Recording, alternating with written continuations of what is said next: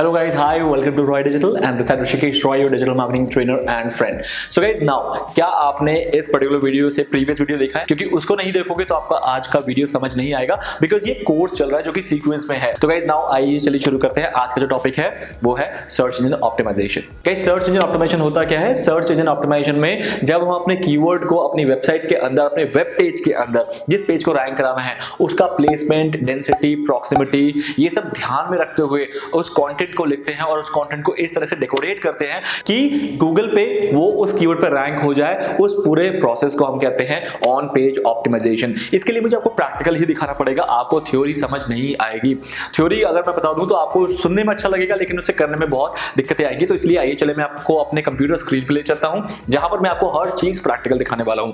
जो चीज मैं खुद करता हूं अपनी वेबसाइट के लिए, मेरी वेबसाइट उसी चीजों से रैंक करती है. आज आप वही सीखने वाले हो. तो गाइज आइए चलिए हमारे कंप्यूटर स्क्रीन की तरफ. So let's start with today's topic, which is known as on page optimization. So guys, आप लोगों ने जितने भी कैंडिडेट्स हैं उन्होंने अगर प्रॉपर इस मॉड्यूल को देखा था और समझ के इसको पढ़ लिया था, इसको बिल्कुल समझ लिया था, तो डेफिनेटली आज इस सेशन को आप अच्छी तरह कर पाओगे. और अगर आप लोगों में से बहुत लोगों को आई होप कि ये वाला पीडीएफ नहीं मिला होगा अभी तक, so don't worry about it, क्योंकि यहाँ से ये पीडीएफ जो है शेयर नहीं कर पा रहे थे हम. There was a technical glitch, but आपको ये हम शेयर कर देंगे. बट उसके लिए आप एक बार रिमाइंड जरूर करा देना अगर आप लोगों में से कोई लोग रह गए हो तो. अब मैं आपको बाकी का बता दूंगा. ऑन पेज में सबसे पहले हमने उस दिन क्या देखा था कि हमें कंटेंट चाहिए था. तो कंटेंट के लिए what I am doing right now for you people, एक बार ध्यान से देखना. अभी मेरे पास कंटेंट बिल्कुल भी नहीं है, बट आप लोगों को खुद का कंटेंट लिखना होगा. तो content is the king. Content तो आपको चाहिए ही होगा अपने ब्लॉग को रैंक कराने के लिए, या अपना कोई भी आपका पेज है अपनी वेबसाइट पे उसको रैंक कराने के लिए कंटेंट आपको चाहिए. तो कंटेंट कितना चाहिए? मिनिमम मैं कहूंगा कि आप 1500 वर्ड्स तो जरूर कंटेंट क्रिएट करना. 1500 वर्ड्स का, अगर 1500 वर्ड्स का ना भी कर पाओ तो मिनिमम 1000 वर्ड्स का कर लेना, लेकिन कंटेंट चाहिए होगा क्योंकि कंटेंट के अंदर ही हम ऑप्टिमाइजेशन करेंगे. तो सबसे पहले हम क्या करेंगे, जब भी हम ऑन पेज करते हैं तो हमारे दिमाग में सिर्फ दो चीज रहनी चाहिए. एक तो हमारा जो वेब पेज है उसका ऑप्टिमाइजेशन होगा कि हमारा जो कंटेंट जिस पेज में जाएगा उसे वेब पेज बोलते हैं, उस पेज को ऑप्टिमाइज करना नंबर 1. एंड सेकेंड, उस कंटेंट को ऑप्टिमाइज करना. कंटेंट ऑप्टिमाइज, जो कंटेंट हमने लिखा है उसको तो मैंने समझा दिया था कि कंटेंट ऑप्टिमाइज कैसे होता है, लेकिन आज हम वेब पेज ऑप्टिमाइजेशन सीखेंगे. कंटेंट ऑप्टिमाइजेशन भी करेंगे क्योंकि कंटेंट ऑप्टिमाइजेशन का सिर्फ थ्योरी हुआ था, लेकिन वेब पेज ऑप्टिमाइजेशन की तो थ्योरी भी नहीं हुई थी क्योंकि उसकी थ्योरी पॉसिबल नहीं थी जब तक कि मैं आपको एक वेब पेज बना के रियल टाइम पे ना दिखाऊं, तब तक आप समझ नहीं पाओगे. तो इसलिए मैंने आज के इस क्लास के लिए स्पेशली उस चीज को मैंने स्किप किया था. So that's the reason today we can learn that. Web page optimisation में गाइस क्या होता है कि जब भी हम कोई एक नया कंटेंट को पब्लिश करते हैं तो उसके लिए आपका वेब पेज क्रिएट करना जरूरी है. अगर आप वेब पेज क्रिएट नहीं करोगे तो वो कंटेंट कहीं पब्लिश ही नहीं हो सकता. तो उसके लिए हम क्या करते हैं, सबसे पहले दिस इज आवर डैशबोर्ड. ये हमारा डैशबोर्ड है वर्डप्रेस का. हम सब जानते हैं क्योंकि हमने वर्डप्रेस पे ही वेबसाइट को बनाना सीखा है. तो जैसे कि मैं डैशबोर्ड पे भी आप लोगों के सामने हूं, और डैशबोर्ड में जब भी कोई भी एक नया ब्लॉग या कोई भी नया पेज क्रिएट होगा, तो अगर पेज क्रिएट होगा तो आप पेज को ऐड न्यू करोगे, और अगर ब्लॉग नया क्रिएट होगा तो आप ब्लॉग में ऐड न्यू करोगे. अगर मैं अभी बात करूं कि एक इस साइट में कौन से ब्लॉग पोस्ट ऑलरेडी हो चुके हैं, तो वो मैं आपको दिखा दूं. These all are the blog post जो कि यहाँ पर हो चुके हैं. For example, top 5 programming languages for machine learning. This is number 1. Cool technology gift ideas for a techie freak. ये सारे क्या हैं, इसके टाइटल हैं. तो अभी मैं यहाँ कोई भी एक टाइटल को क्लिक करके मैं आपको दिखा देता हूँ कि कैसे कोई पेज बनता है आर्टिकल के लिए या ब्लॉग के लिए, जैसे कि मैं बता रहा था. तो this is the blog, this is the major content जो कि यहाँ पर लिखा गया है. As you can see that of course this is not 1500 word blog, ये सिर्फ 368 वर्ड का है. बट इसके अलावा अगर मैं कोई और ब्लॉग में जाऊंगा, बिकॉज ये पब्लिश भी नहीं हुआ, ये अभी ड्राफ्ट में चल रहा है, इसको और लिखा जाएगा. तो दैट इज द रीजन इसको जैसे जैसे लिखते जाएंगे, और ये जैसे ही 1500 या 2000 वर्ड्स का हो जाएगा we will go and publish it. But उससे पहले मैं आपको क्या दिखाना चाहूंगा, I would like to give you the other published blog के मैं यहाँ पर आपको एग्जांपल दे दूँ. फॉर एग्जांपल ये एक पब्लिश्ड ब्लॉग है, तो इसका एग्जांपल देने के लिए let's open it first and then now I can show you guys. ये जो ब्लॉग लिखा गया है, ये ब्लॉग लिखा गया है like this, as you can see that. और ये एक पब्लिश्ड ब्लॉग है और ये अभी तक 1000 वर्ड का ब्लॉग है, as you can see that. और इसका प्रॉपर ऑन पेज हो हुआ जा चुका है, क्योंकि ऑन पेज हुआ है तभी इसका जो ये एसईओ है ग्रीन है। Can you see that SEO is good? तो गुड का मतलब that the all on page optimisation has been done. तो नाउ द नंबर 1 स्टेप कि ऑन पेज ऑप्टिमाइजेशन करने का जो नंबर 1 स्टेप रहेगा वो क्या रहेगा। So guys I would like to show you, सबसे पहले मैं इस पर्टिकुलर पेज का प्रीव्यू दिखा दूं आपको, how it actually looks like, so that you can get to know कि ये ब्लॉग जो लिखा गया है ये कैसे लिखा गया है। तो दिस इज व्हाट एग्जैक्टली है, इसका फीचर्ड इमेज हो गया। जैसे कि मैं आपको हमेशा बोलता हूँ कि फीचर्ड इमेज को ध्यान से बनाना है आपको और फीचर्ड इमेज देना जरूरी है। ये इस पर्टिकुलर ब्लॉग का टाइटल हुआ है, this is known as heading 1, छोटे छोटे पैराग्राफ में इसको लिखा गया है। एंड देन इसका इमेज, हर एक गैजेट का इमेज और उसका नाम, उसके बारे में, then Google home hub image, then उसके बारे में, then Amazon Eco Plus image, उसके बारे में description. So this is the process exactly. So this way, like you know, a well written blog can be post. इसी तरह से हम ब्लॉग को पोस्ट कर सकते हैं, वरना क्या होगा कि आपका ब्लॉग जो है अगर उसमें प्रॉपर इन्फॉर्मेशन नहीं हुई तो लोग इंटरेस्ट नहीं दिखाएंगे पढ़ने में। चलो वो सेकेंडरी है, क्योंकि वो आज नहीं बात करेंगे। आज हम बात कर रहे हैं ऑन पेज ऑप्टिमाइजेशन की। तो ऑन पेज ऑप्टिमाइजेशन में जो आज आपको करना है वो क्या है, वो है, मैं आपको बता दूं कि सबसे पहले आपको एक एक्सटेंशन इंस्टॉल करना है, एक प्लगइन इंस्टॉल करना है। गाइस स्क्रीन मैं आपको दिखा देता हूँ वो प्लगइन कौन सा है। So let's go to the plugin. ये प्लगइन आप लोगों को इंस्टॉल करना है, तभी आप ऑन पेज ऑप्टिमाइजेशन को जो कर रहे हो, लाइक आप ऐसा नहीं है कि इस प्लगइन के बिना ऑन पेज ऑप्टिमाइजेशन नहीं कर पाओगे, बट हाँ जो कर रहे हो उसको आपको हैंड टू हैंड ना रिपोर्ट मिलती रहेगी कि आपने कितना सही किया कितना गलत किया। तो वो जो पर्टिकुलर प्लगइन है which you need to install is SEO Yoast। You can see that Yoast SEO। तो इसको प्लीज गाइज आप एज इट इज इसको इंस्टॉल कर लो, अदरवाइज क्या होगा कि आप समझ नहीं पाओगे कि आप कितना अच्छा कर रहे हो। This is one of the best plugin as of now in this SEO industry for WordPress users. तो गाइज तब तक आप इसे इंस्टॉल कर लेना जब ये क्लास खत्म हो जाए, और उसके बाद जैसे मैं बता रहा हूँ वैसे आप इसे करते रहना। This will be very good for you. Now SEO Yoast install करने के बाद गाइज अब आप कभी भी कोई भी एक नया पेज या कभी भी एक नया पोस्ट क्रिएट करोगे ना, सो आई विल शो यू कैसे। Let me just go to one of my post। मैं आपको नया पोस्ट बना के भी दिखा सकता हूँ, but right now I'm just going to show you how you can work on a real time post। Example, जैसे आपने कोई add new post किया, उसका टाइटल आपने लिखा, उसका कंटेंट आपने पूरा यहाँ पर बना दिया, whatever the content you want to post in you have did it, आपने ये पूरा कंटेंट का पोस्ट यहाँ पर लिख दिया। नाउ SEO Yoast का मेन फैक्टर या मेन वर्क क्या होता है मैं आपको एक बार क्लियर कर दूं। सो गाइज जब भी कोई आप कंटेंट लिखते हो तो SEO Yoast का जो एक नया विंडो है वो यहाँ पर आपके हर ब्लॉग के नीचे बन जाता है। जैसे फॉर एग्जांपल यहाँ पर ब्लॉग खत्म हुआ तो SEO Yoast का एक नया विंडो यहाँ पर बन जाता है, which can help you to understand कि आपने ऑन पेज कितना अच्छा किया है या कितना अच्छा नहीं किया। तो Yoast का ये सबसे बड़ा बेनिफिट है, that is the number 1 thing. Number 2, आपको करना ऑन पेज खुद ही है। Yoast आपको सिर्फ ये बताएगा कि आप उसे ठीक तरीके से कर रहे हो या नहीं, यही मेजर Yoast का काम होता है।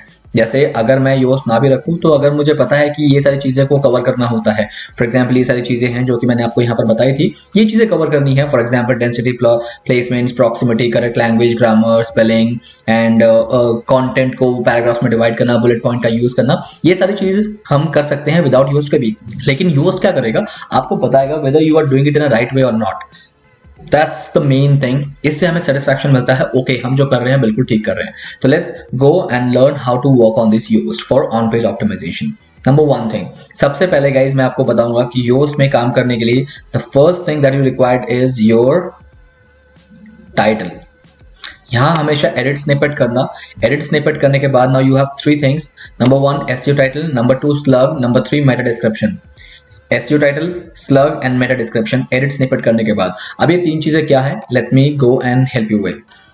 5 मोबाइल फोन्स अंडर 15,000, ये है कीवर्ड जिस पे ये वाली वेबसाइट रैंक कर रही है 91mobiles.com।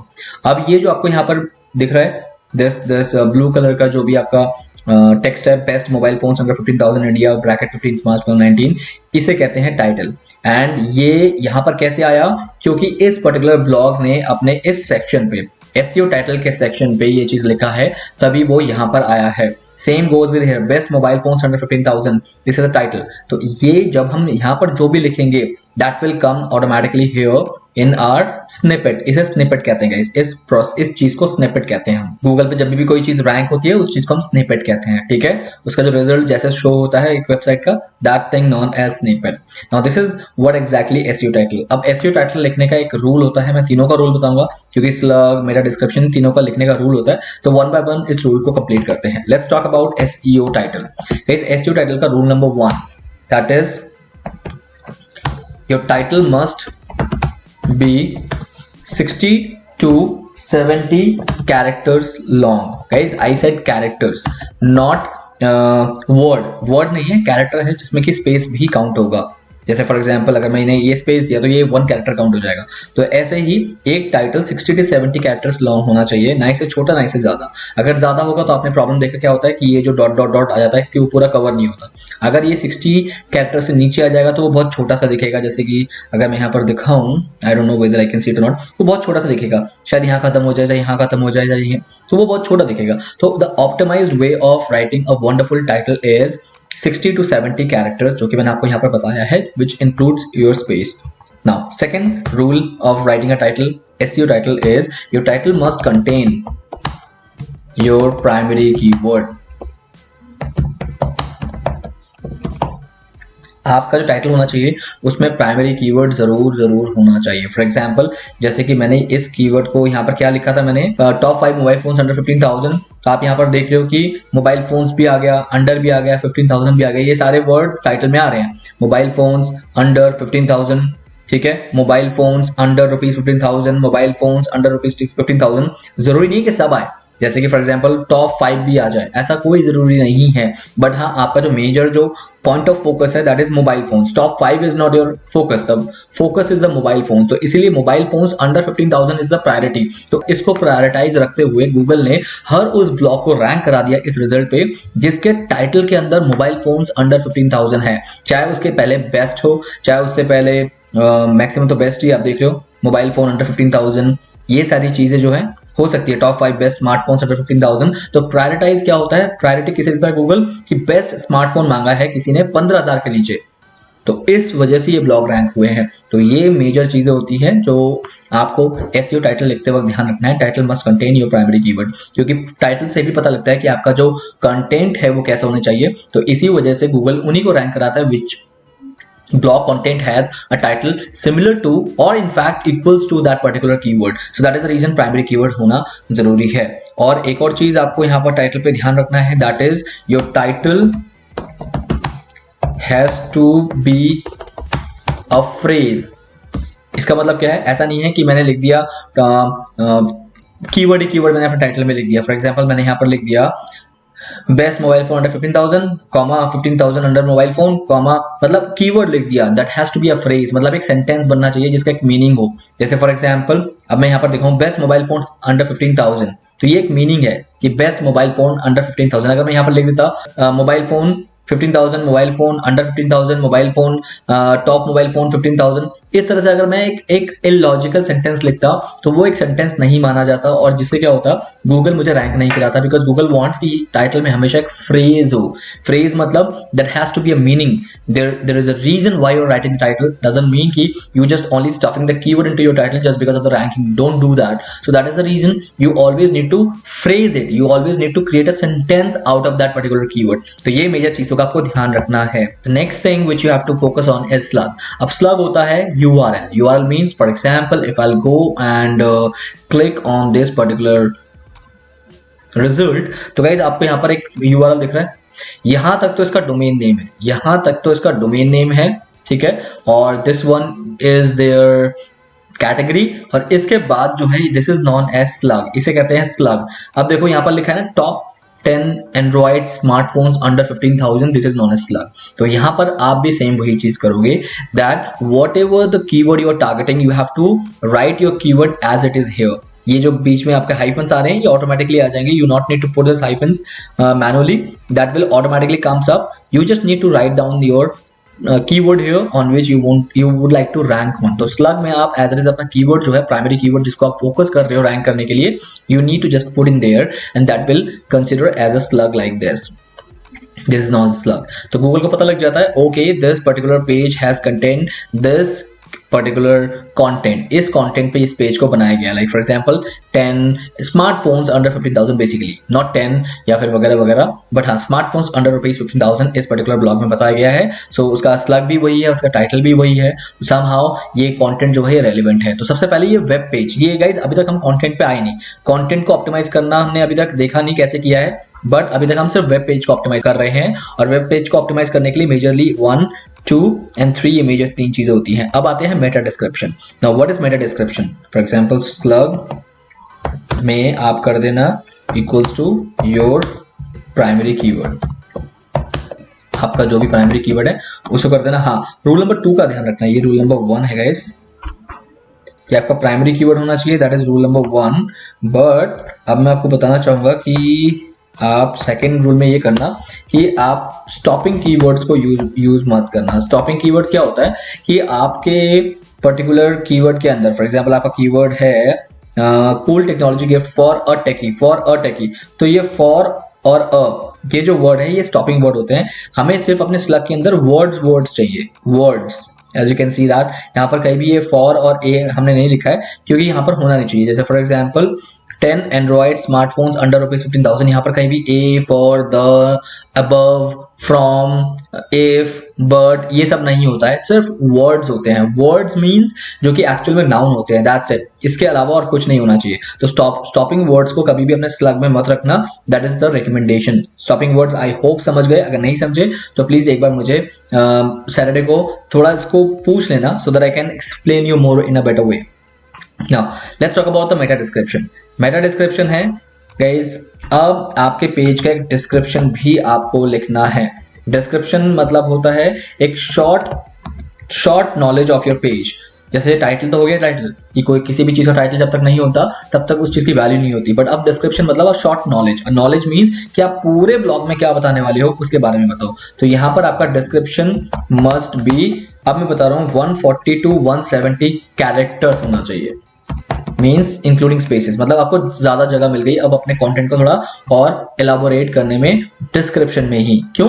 क्योंकि जब भी गूगल के बॉट्स आते हैं तो ध्यान रखना, गूगल के बॉट्स सबसे पहले आपके पेज के कंटेंट से भी पहले आपका टाइटल और डिस्क्रिप्शन पढ़ते हैं। That is the reason title और डिस्क्रिप्शन में ही हमें उन्हें मेजरली कन्विंस करना है। अगर वो टाइटल डिस्क्रिप्शन को पढ़ने के बाद उन्होंने आइडिया लगा लिया कि इस पे कंटेंट के अंदर मुझे क्या मिलने वाला है, लेकिन कंटेंट में जाकर उन्हें पता लगता है कि ये तो अलग चीज है, तो ये दोनों क्लैश हो जाते हैं। फॉर एग्जाम्पल अगर आपने टाइटल में लिख दिया कि the best places in Delhi, लेकिन कंटेंट में लिखा है द बेस्ट स्मार्टफोन्स अंडर 15,000, तो उसने देखा कि टाइटल में कुछ और लिखा था और कंटेंट के अंदर कुछ और, तो वो क्लैश हो जाता है, जिस वजह से आपका कंटेंट जो है वो फिर डंप मान लिया जाता है कि आपका कंटेंट का टाइटल और कंटेंट का टॉपिक है वो चेंज्ड है, तो इसलिए उस चीज को क्लैश मानते हुए उसे डंप कर देते हैं, फिर आपका वो रैंक नहीं होता है। तो इसलिए टाइटल पहले पढ़ा जाता है, वहीं से आइडिया लिया जाता है कि आपके कंटेंट कैसा होने वाला है, किस तरह से बनने वाला है, फिर वो कंटेंट को पढ़ना शुरू करते हैं। तो एक चीज का ध्यान रखना, सेम चीज मस्ट कंटेन प्राइमरी कीवर्ड, इसमें भी आपका प्राइमरी कीवर्ड आना चाहिए प्लस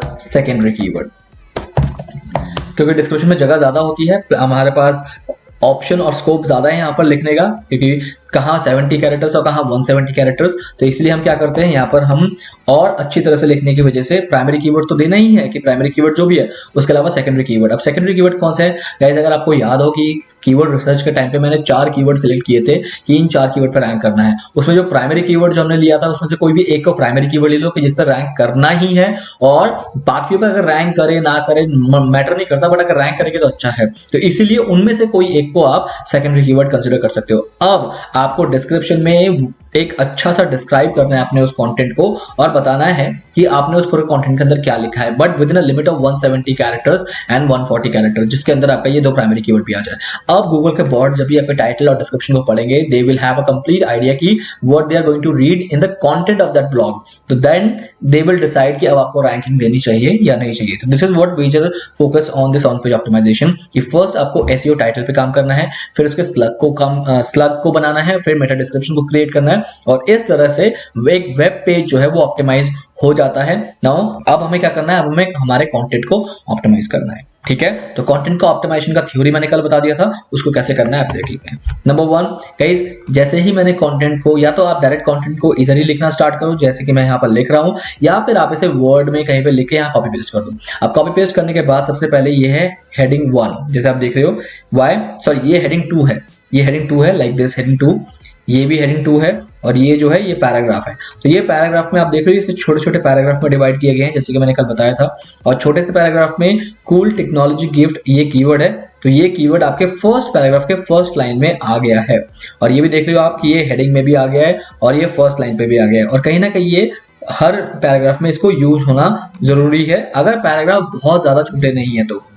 बट इसका कितनी बार यूज हुआ है, you can see that cool technology gift, इसका कितनी बार यूज हुआ है आपको यहाँ पर पता लग जाएगा, लाइक दिस। मैं आपको बताता हूँ, फॉर एग्जाम्पल फोकस कीवर्ड सी 0.8% है कीवर्ड डेंसिटी, 0.8%, बट मैंने बताया था कि आपको 1% तो मिनिमम करना है, बट कहीं ना कहीं 0.8% इज ऑल्सो गुड, मतलब बहुत ज्यादा नीचे नहीं है, बट ये सही होता है कि आपको इतना कीवर्ड डेंसिटी देना है, आपके टोटल वर्ड का इतना परसेंट कीवर्ड होना चाहिए आपके कंटेंट के अंदर, यही बताया गया है यहाँ पर। तो मेजरली आप देख रहे हो ये सारे पॉइंट्स जो हमें करने हैं ये ग्रीन करने हैं आपको, जितने ग्रीन होंगे उतने अच्छे हैं। लाइक फॉर एग्जांपल यहाँ पर एक ऑरेंज है, ऑरेंज से कोई मतलब नहीं है, बट ये कोई भी पॉइंट रेड नहीं रहना चाहिए, अगर रेड रहेगा तो प्रॉब्लम हो जाएगा। तो अब मैंने कहाँ पर इसका यूज किया है आप देख सकते हैं, लाइक दिस। यहाँ पर एक बार यूज किया cool technology is the keyword, यहाँ पर कीवर्ड कूल टेक्नोलॉजी को लिया गया है। So you can see that how many times we have mentioned cool technology as a keyword here as for this blog where I want to get rank। ठीक है, तो इस तरह से गाइस हमें ऑन पेज करना होता है।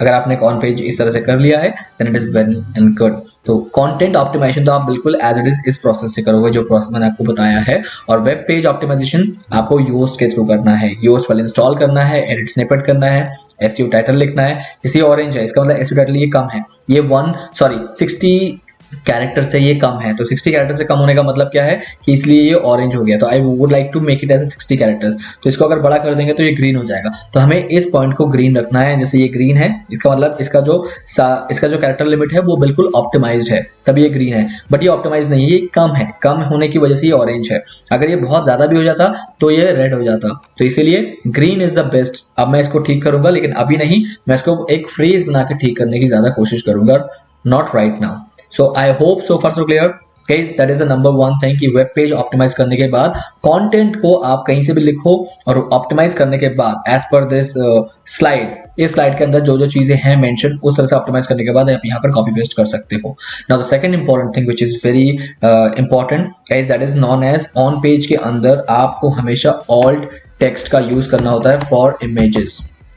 अगर आपने अपने साइट के अंदर कहीं भी इमेजेस रखे हैं तो ध्यान रखना, image is basically what.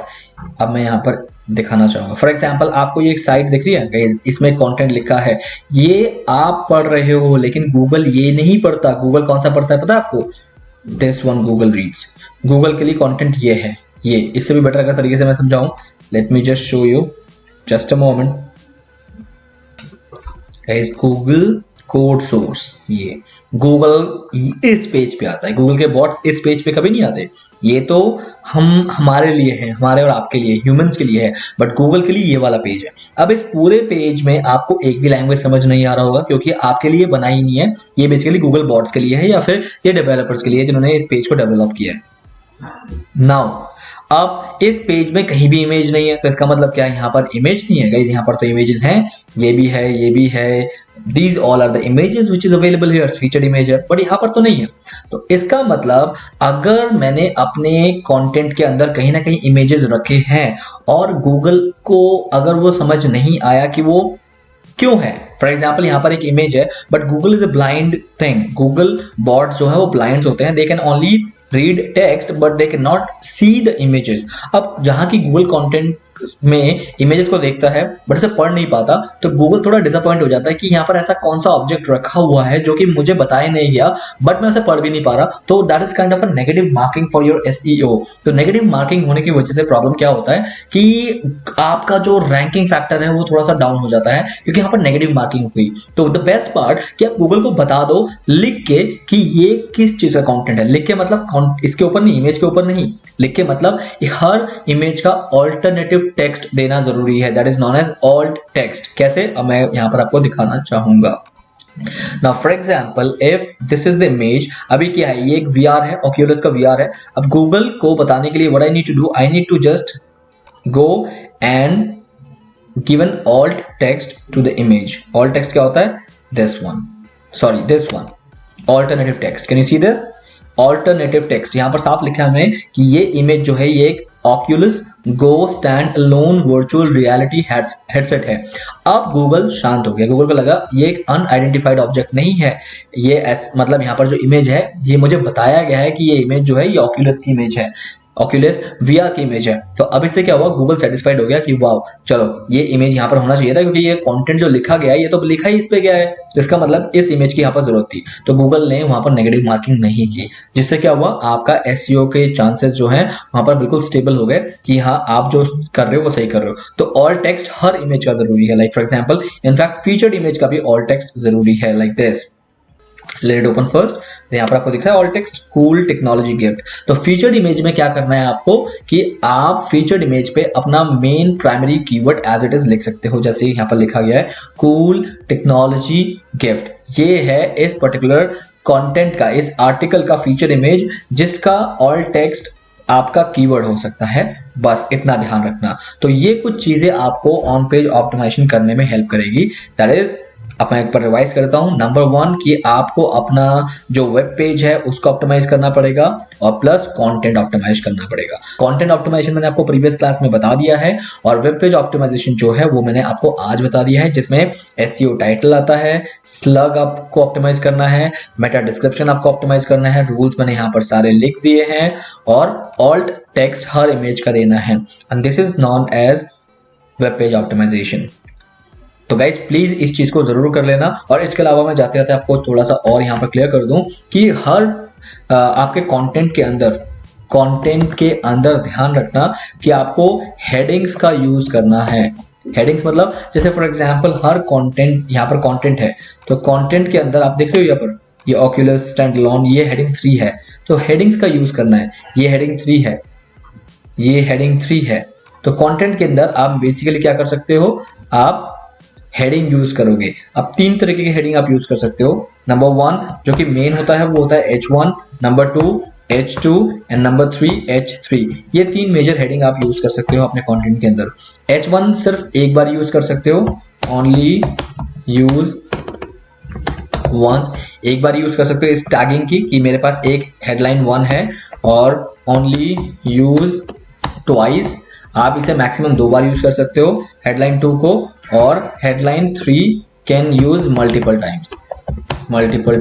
Guys headline 1, headline 2, headline 3 का मतलब ये नहीं सीक्वेंस कि मैंने जो पहले हेडलाइन लिखा है वो हेडलाइन 1 माना जाएगा, जो सेकंड हेडलाइन लिखा है वो हेडलाइन 2 माना जाएगा, ऐसा बिल्कुल नहीं है, सीक्वेंस नहीं है। हेडलाइन 1 का मतलब है जो आपके साइट का जो सबसे बड़ा हेडलाइन है वो उसे हेडलाइन 1 कहते हैं और उसकी टैगिंग सिर्फ एक बार ही हो सकती है कि you can use only once. जैसे यहाँ पर एक बार यूज किया गया है, यहाँ पर ये जो टाइटल है इसको हेडलाइन माना गया है, ठीक है। तो ये हेडलाइन 1 है जो कि टाइटल में आ गया। नाउ हेडलाइन 2 जो है, you can see that heading 2 कि इसको क्लिक करते हैं हेडिंग 2 लिखा रहा है जब, तो ये हेडिंग 2 है जिसको सिर्फ और सिर्फ आप 2 बार यूज कर सकते हो, एक ये और एक ये, एक ये और एक ये। क्लियर, ये 2 हेडिंग 1 है, H2 है। ये जो आपका H3 हो गया, can you see that heading 3। अब H3 जो है मल्टीपल टाइम्स यूज कर सकते हो, ये भी हेडिंग 3 है, ये भी हेडिंग 3 है, तो वो मल्टीपल टाइम्स आप यूज कर सकते हो। तो ये चीज कंटेंट की हेडिंग देना बहुत जरूरी है विद प्रॉपर टैगिंग, जिसमें H1, H2 and H3।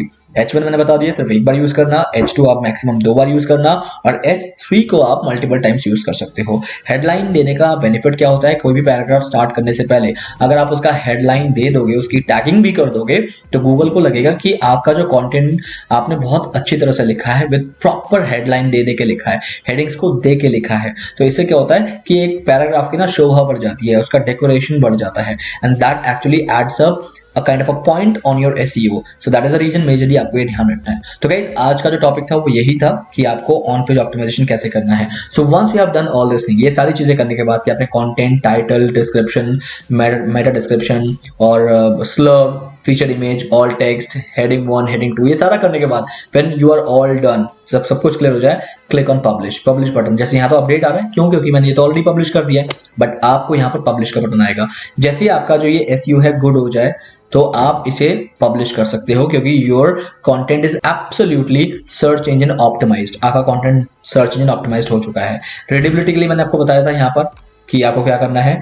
Readability के लिए basically you have to use correct language, content decoration and language ease. जितना ज्यादा सिंपल इंग्लिश लिखोगे रीडेबिलिटी आपकी उतनी स्ट्रांग होगी। अगर आप यहाँ पर बहुत ही हार्ड एंड टफ इंग्लिश लिख दोगे तो रीडेबिलिटी यहाँ पर पुअर हो जाएगी, जो अगेन नेगेटिव मार्किंग है आपके SEO में। गाइस कैसा लगा आपको ये पूरा सेशन? क्योंकि इस सेशन में मैंने हर चीज प्रैक्टिकल बताने की पूरी कोशिश की है। अगर आपको चीजें समझ आई है तो प्लीज प्रैक्टिकल करना जरूर, क्योंकि प्रैक्टिकल करोगे तो ही आपको चीजें समझ आएंगी, अदरवाइज सिर्फ सुन के और उसको याद रखने से कोई फायदा नहीं है। तो guys that's all for the day and I hope कि आप डिजिटल मार्केटिंग अच्छी तरह से सीख रहे हो। Wait for my next video. Till then guys have a nice day, bye bye.